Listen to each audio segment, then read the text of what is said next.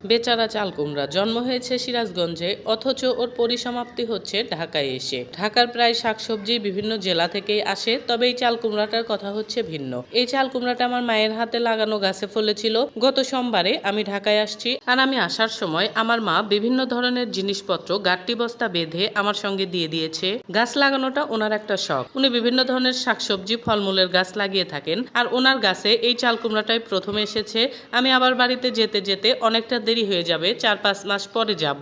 এই কারণে মা বিভিন্ন জিনিসপত্রের সঙ্গে তার লাগানো গাছের প্রথম চাল কুমড়াটাও দিয়ে দিয়েছেন। পরে যদি আমি আর গিয়ে তার গাছের চাল কুমড়া না খেতে পারি, এই চিন্তা ভাবনা থেকেই দিয়ে দিয়েছে। তাই এই চাল কুমড়াটা শুধু চাল কুমড়াই না, এটা আমার মায়ের ভালোবাসা। মায়েরা এরকমই হয়, মেয়েরা যখন স্বামীর সঙ্গে তার নিজস্ব সংসারে পা রাখে, তখন মা বিভিন্ন জিনিসপত্র নিজের সংসার থেকে গাট্টি বস্তা বেঁধে মেয়ের সঙ্গে দিয়ে দেয়। এরকম না যে মেয়ে সেই জিনিসগুলো কিনে খেতে পারবে না, তারপরেও মা দিয়ে দেয়, কারণ এটা মায়ের ভালোবাসা। যুগ যুগ ধরে মায়েরা এগুলোই করে আসতেছে। একজন মায়ের থেকে মেয়ে শেখে, এবং মেয়ে যখন মা হয় তখন পরবর্তীতে এই নিয়মটা ধরে রাখে। এটা যুগ যুগ ধরে চলে আসা মায়েদের একটা নিজস্ব নিয়ম। আমার জানা মতে সবার মাই এরকম হয়, তবে হাতে গোনা 2-1 মা ব্যতিক্রম হতেও পারে। সে যাই হোক, আজকে আপনাদেরকে চাল কুমড়ার একটা ব্যতিক্রম রেসিপি শেখাবো। চাল কুমড়া তো বিভিন্ন ভাবেই খাওয়া যায়, তবে এইভাবে একবার খেয়ে দেখতে পারেন। অসাধারণ সুস্বাদু এবং মজাদার একটা রেসিপি, আর এই রেসিপিটা তৈরি করার পদ্ধতিও একদম সহজ। প্রথমে চাল কুমড়াটাকে মাছ বরাবর কেটে নেবেন। তারপরে চাল কুমড়ার খোসা ছাড়িয়ে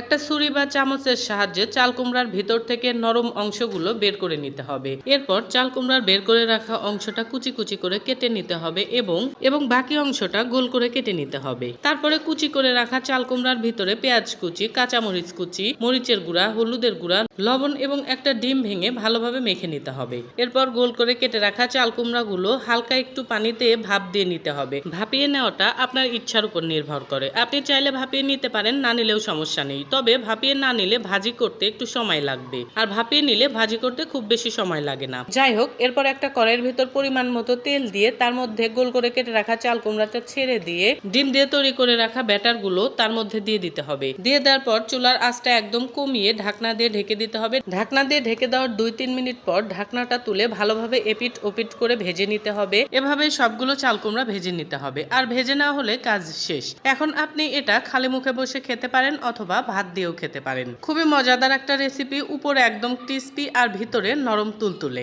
দেখলেন তো কিভাবে অল্প সময়ে খুবই সুস্বাদু একটা রেসিপি তৈরি করে ফেললাম। অবশ্যই এভাবে চাল কুমড়া ভাজি করে খেয়ে দেখবেন আপনাদের কাছে কেমন লাগে। ভালো থাকবেন সবাই। ভিডিওটা শেষ পর্যন্ত দেখার জন্য ধন্যবাদ সবাইকে। আসসালামু আলাইকুম।